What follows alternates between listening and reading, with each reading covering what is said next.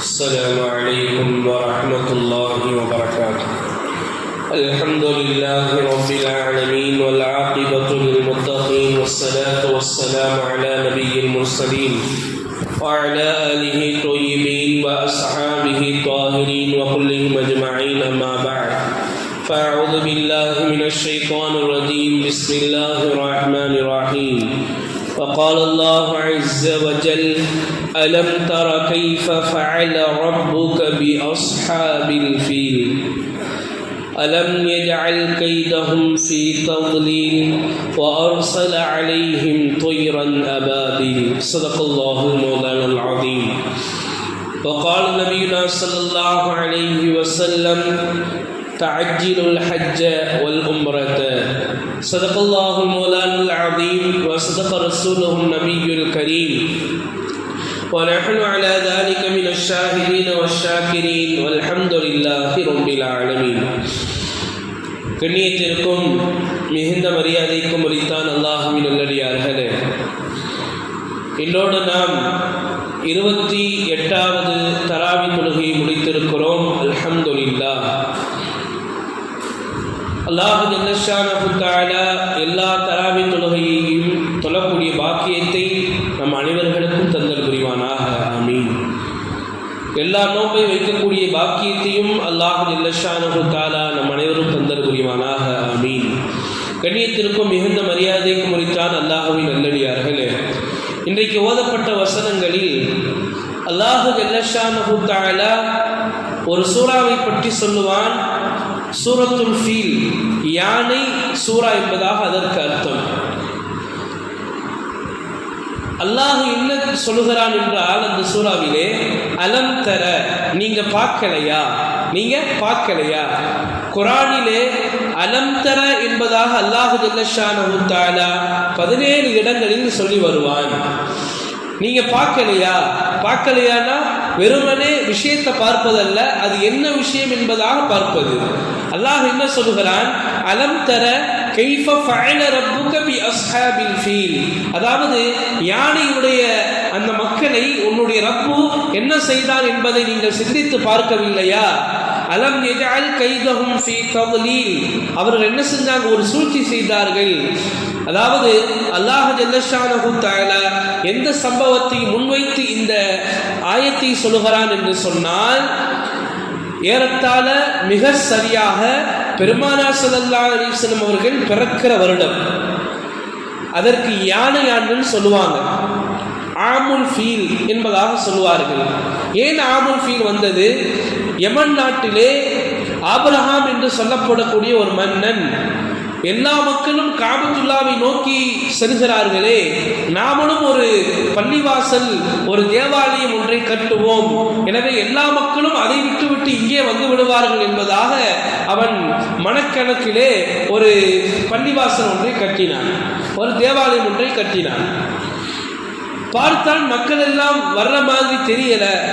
இவன் கட்டிட்டு வாங்கினா எப்படி வர முடியும்? அது அல்லாஹ் கபூல் செஞ்ச இடம், அல்லாஹ் ஒப்புக்கொள்ளப்பட்ட இடம், அது அல்லாஹ்வுடைய ரஹ்மத்து, 120 ரஹ்மத்து இறங்கக்கூடிய இடம். அது எப்படிப்பட்டவன்? அவனுக்கு பொறாமை வந்தது. என்ன செஞ்சான்னு சொன்னா, கோபத்துல அது இருக்கும்போது தானே நீங்க வரமாட்டீங்க, அதை இடிச்சுட்டா நீங்க வந்துருவீங்கள என்பதாக யானை படைகள் எல்லாம் கூட்டிட்டு வந்து இடிக்கிறதுக்காக வேண்டி மக்காவுக்கு வெளியே வந்துட்டான். அந்த நேரத்துல அப்துல் முத்தலிப் நபி ஸல்லல்லாஹு அலைஹி வஸல்லம் பாட்டனார், அத்தாவுடைய தாத்தா, இவர்களுடைய ஒட்டகங்கள் மக்காவுக்கு வெளியே மேய்ந்து கொண்டிருந்தது. ஆபிரகாம் என்ன பண்ணிட்டான்னா, அப்துல் முத்தலிப் அவர்களுடைய ஒட்டகத்தை எடுத்துக்கிட்டான். இப்போ அப்துல் முத்தலிப் தான் மக்காவினுடைய சிறந்த தலைவர், கண்ணியமிக்க தலைவராக இருக்கிறாங்க. இப்போ போறாங்க, ஆபிரகாம்கிட்ட பேச போறாங்க. என்ன பேச போறாங்கன்னா, ஆபிரகாம் என்ன நினைச்சான்னா, சரி மக்காவுக்கு வெட்டுங்க, காபத்துல்லாவை இடிக்காதீங்க என்பதற்காக கெஞ்சதான் அவர் வர்றாரு போல என்பதாக அவன் நினைச்சு கொண்டு அந்த மமதையில உட்கார்ந்து இருக்கலாம், வாங்க பேசுங்க என்பதா. அப்துல் முத்தலிப் போனாங்க, சொன்னாங்க, இந்த மாதிரி மன்னரே, நீங்கள் காபத்துல்லா இடிக்க வந்திருக்கிறீங்க, அது எனக்கு பிரச்சனை இல்லை. ஏன்னு சொன்னால் அது வந்து அல்லாஹுடைய வீடு. ஆனால் நீங்கள் ஏன் ஒட்டகத்தை பிடிச்சி வச்சுருக்கீங்க, ஏன் ஒட்டகத்தை கொடுங்க, ஏன் ஒட்டகத்துக்காண்டி தான் நான் வந்திருக்கேன். காபத்துல்லாவை நீங்கள் இடிக்க போகிறீங்க, அதை இடிக்காதீங்க, அது சொல்ல நான் வரல. ஏன்? அது அல்லாஹ்வுடைய பொறுப்பு, அது அவன் வீடு, அவன் பார்த்துக்கிடுவான். உடனே ஆபிரகாம் தூக்கி வாரி போடுச்சு. அட காபத்துல்லாவும் சம்பந்தமாக வருவாங்க, உங்களுக்கு கண்ணியமாக இருக்குன்னு பார்த்து இவங்க இப்படி நடந்து கொள்றாங்களே என்பதாக அவன் கொஞ்சம் யோசிக்க ஆரம்பித்தான். அதற்கு பின்னால் அவனுக்கு இன்னும் கோபம் அதிகமானது. உடனே யானைகள் ஃபுல்லாக இறக்க ஆரம்பிச்சிட்டான். ஏன்னு சொன்னா அவனுடைய பார்வையில் யானைகள்லாம் பெரும் பெரும் யானைகள் வந்துச்சுன்னா அது இடிச்சு தண்ணீரும் தரமட்டமாக்கிறோம் என்பதாக மனக்கணக்கிலே அவன் மக்காவை நோக்கி வந்து கொண்டிருந்தான். அல்லாஹ்வுடைய கட்டளை, யானை நகரவே கிடையாது. யானை ஒரு அடி கூட முன்னாடி எடுத்து வைக்கல, அப்படியே உட்கார்ந்துருச்சு. ஏன் தெரியுமா? அதனுடைய கட்டுப்பாட்டு அல்லாஹ்விடத்தில் இருக்கிறது. அதனுடைய கட்டுப்பாடு அல்லாஹ்விடத்தில் இருக்கிறது. யானைனால நகரவே முடியல. மக்கா திசையை நோக்கி தவிர மற்ற 3 திசைகளிலும் அனுப்பும் பொழுது யானை போகுது. ஆனா மக்காவுக்கு பக்கமாக, காபத்துல்லாவின் பக்கமாக அனுப்பும்போது யானை போகல. அவனும் அடிச்சு பார்க்கறான், என்னென்னமோ பண்ணி பார்க்கறான், ஒண்ணுமே முடியல. அல்லாஹ் ஜல்ல ஷானஹு தஆலா அவனுடைய பள்ளி இடிக்க வந்தால் என்ன செய்வான்? அல்லாஹ்வுடைய ஒரு ஸ்டைல்னே சொல்லலாம், ஒரு அழகுனே சொல்லலாம். என்ன தெரியுமா? ஆபிரகாம் என்ன நினைச்சா, நம்ம யானையை வச்சு இடிச்சு தள்ளிடலாம், அது பெரிய கம்பீரமா இருக்குன்னு. அல்லாஹ் ஒண்ணுமே செய்யல. அபாபில்ங்கிற சிட்டுக்குருவி, அபாபில்ங்கிற சிட்டுக்குருவி அதனுடைய அழகுல வாயில ஒரு கற்களும், அதனுடைய 2 கால்கள்ல 2 கற்களும், அதாவது ஒரு அபாபினுடைய பறவையில வாயில 1 கையில 2, மொத்தம் 3 கற்களை கொண்டு வானம் முழுவதும் நிரம்பி அவனுடைய படைகளை தாக்க ஆரம்பித்தது.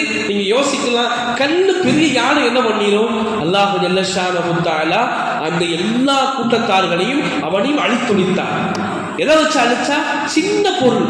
அல்லாவுக்கு அதான் பிடிக்கும். அதாவது நீ யானையை வச்சு அடிக்கிறியா, அதுக்கு மேல ஒண்ணு இருக்கு, அதை வச்சு அல்லாஹ் அழிக்க மாட்டான்.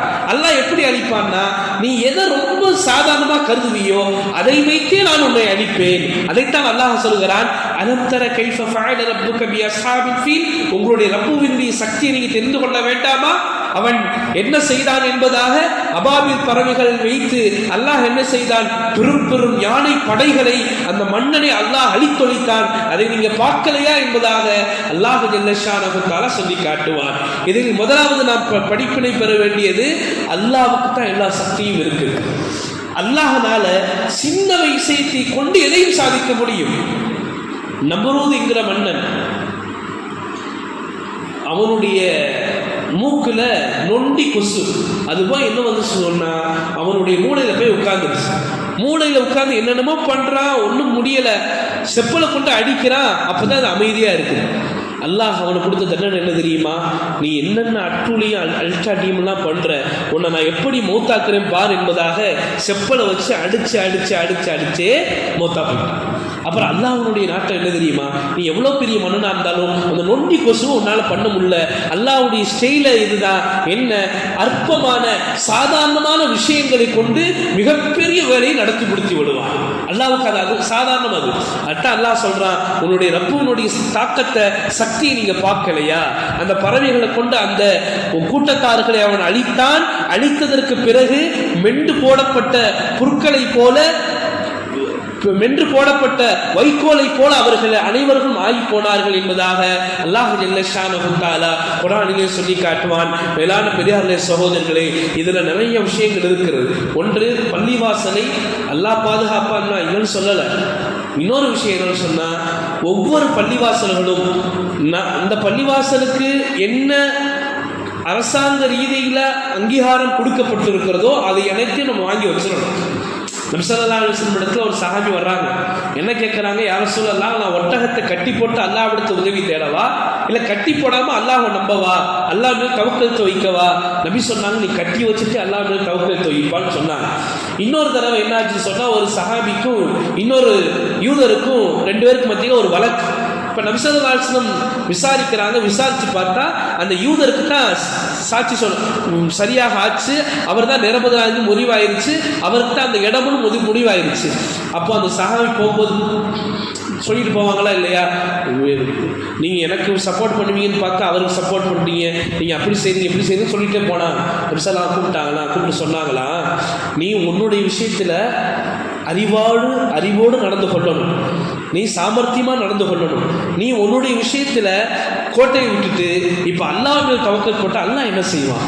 எனவே என்ன செய்யணும்னா எல்லா பள்ளிகளிலும், ஏன்னா இன்னைக்கு என்ன செய்யப்படுதுன்னு சொன்னால் அவன் எந்த ரீதியில் வரலான்னா அரசாங்க ரீதியில் நம்ம வந்துட்டா கோர்ட்டுக்கு போயிட்டா நம்ம சாதிச்சிடலாம் என்பதாக நினைக்கிறான். எனவே ஒவ்வொரு பள்ளிகளையும் பாதுகாக்கக்கூடியது நம்முடைய பொறுப்பு. அல்லாஹ் பாதுகாப்பான். எப்போ பாதுகாப்பான்? நாம அதில் ஏதாவது முயற்சி செய்யும் போது அல்லாஹ் பாதுகாப்பான். இல்லைன்னு சொன்னா பள்ளிவாசல் போயிடும், அல்லாஹ் காப்பாற்றணும். இரண்டாவது விஷயம் என்னன்னு சொன்னா, நம்மால எவ்வளவு சீக்கிரமா ஹஜ்ஜு செய்ய இல்லையோ, யார் ஹஜ்ஜு செய்யலையோ, யார் உம்ரா செய்யலையோ அவர்கள் வெகு சீக்கிரமாக ஹஜ்ஜு உம்ரா செய்யணும். ஏன்னு சொன்னா ஆபிரகாம்ங்கிற மன்னன் காபத்தில் இடிக்க வந்தானா, அதே மாதிரி நபி ஸல்லல்லாஹு அலைஹி வஸல்லம் அவர்கள் ஒரு நாள் தூங்கி கொண்டிருந்தார்கள். திடீரென்று விழித்து சொன்னார்கள், நீங்கள் ஹஜ்ஜையும் உம்ராவையும் ஹஜ்ஜை நீங்கள் சீக்கிரம் துரிதப்படுத்துங்கள். ஏனென்று சொன்னால் மறுமைக்கு முன்பதாக நீக்ரோ அடிமை காபத்துல்லாவை இடிப்பதை போல நான் கனவு பார்த்தேன். காபத்துல்லாவை இடிப்பதை போல நான் கனவு பார்த்தேன். எனவே நீங்கள் வெகு சீக்கிரமாக ஹஜ்ஜையும் உம்ராவையும் நீங்கள் துரிதப்படுத்துங்கள் என்பதாக நபி ஸல்லல்லாஹு அலைஹி வஸல்லம் அவர்கள் சொல்லி காட்டினார்கள். எனவே நாம் இன்றைக்கு நியத் வைப்போம். இது ரமலானுடைய மாதமாக இருக்கிறது. முதல்ல நாங்கள் ஹஜ்ஜுக்கு நியத் வைப்போம். சில பேர் சொல்லுவாங்க, உம்ரா போயிட்டு வந்தால் நல்லா இருக்குமே. நல்லா தான் இருக்கும், அல்ஹம்துலில்லாஹ், அதில் எந்த சந்தேகமும் இல்லை. ஏன்னா காபத்துல்லா போனாவே அது பரவசமாக தான் இருக்கும், சந்தோஷமாக தான் இருக்கும். என்னன்னா ஹஜ்ஜுக்கு போயிட்டோம்னா ஒன்று கடமை முடிஞ்சிடும், இரண்டாவது 40 நாட்கள் அங்கே இருக்கக்கூடிய ஏறத்தாழ 25 நாட்கள் 30 நாட்கள் இருக்கக்கூடிய தௌஃபீக் நமக்கு கிடைக்கும். நல்ல துவாக்கள் கபூலாகிற ஒரு நேரமாக இருக்கும். உம்ராவையும் செய்யலாம். ஹஜ் மொத்தம் 3 வகை இருக்குது. ஹஜ்ஜே கிரான், ஹஜ்ஜே தமர்து, ஹஜ்ஜே முத்தாத்தி. இது 3 இருக்குது. ஒன்று ஹஜ்ஜு மட்டும் செய்கிறது, இன்னொன்று ஹஜ்ஜை உம்ராவையும் சேர்த்து இஹ்ராம் கட்டுறது, இன்னொன்று ஹஜ்ஜுக்கு தனியாகவும் உம்ராவுக்கு தனியாகவும் கட்டுறது. இந்த 3 வகை இருக்குது. இப்போ நாம ஹஜ்ஜுக்கு போயிட்டோம்னு சொன்னா உம்ராவும் செய்யலாம், ஹஜ்ஜும் செய்யலாம். எனவே எல்லாரும் நியத்து வைப்போம். காசு ஒரு பெரிய விஷயம் அல்ல, அல்லாஹ்வுடைய கசானா தான் நிரம்பி இருக்கிறது. மற்ற எல்லாருமே ஃபுக்கராக்கள் தான், மற்ற எல்லாமே ஏழைகள் தான். அல்லாஹ்வுடைய கசானா மட்டும் தான் நிரம்பி இருக்குது. அதை நம்ம நியத்து வைப்போம். அல்லாஹ் ஜல்ல ஷானஹு தஆலா நம் அனைவர்களுக்கும் நம்முடைய குடும்பத்தார்களுக்கும் ஹஜ்ஜையும் உம்ராவையும் மபரூரான ஹஜ்ஜை உம்ராவையும் செய்யக்கூடிய பாக்கியத்தை நம் அனைவர்களுக்கும் அல்லாஹ் ஜல்ல ஷானஹு தஆலா தந்தல் புரிவானாக. ஆமீன் ஆமீன். வ ஆகிரு தவான் அல்ஹம்துலில்லாஹி ரப்பில் ஆலமீன். அஸ்ஸலாமு அலைக்கும் வ ரஹ்மத்துல்லாஹி